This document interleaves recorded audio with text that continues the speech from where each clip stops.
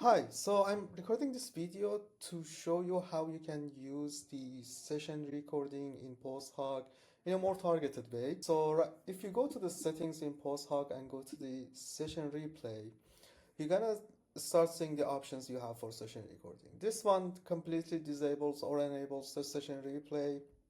Uh, these are some of the options that comes with session replay that you probably want to capture the logs. You can capture the canvas elements. You can turn all of these on. It's not gonna cost you extra, but there is this consideration that some of these elements or information might contain personal identified information. So when you turn those on, make sure that you don't capture any PII.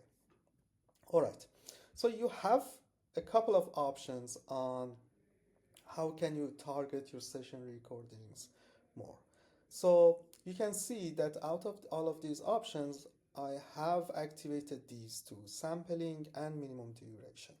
But you have other options as well. So first one is the URL match.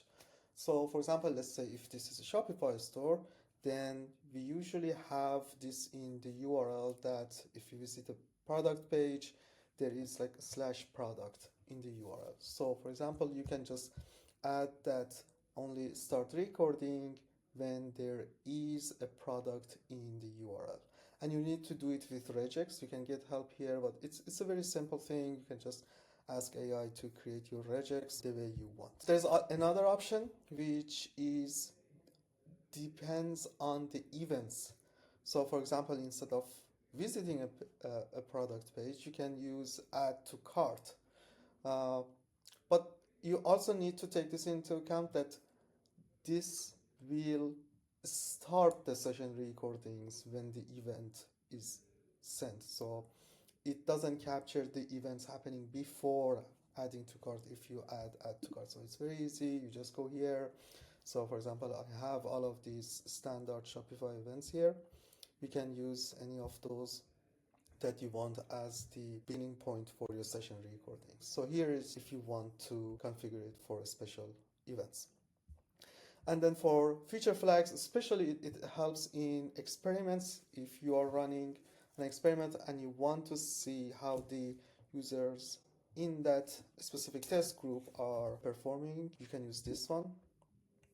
We don't have any experiment in this project yet.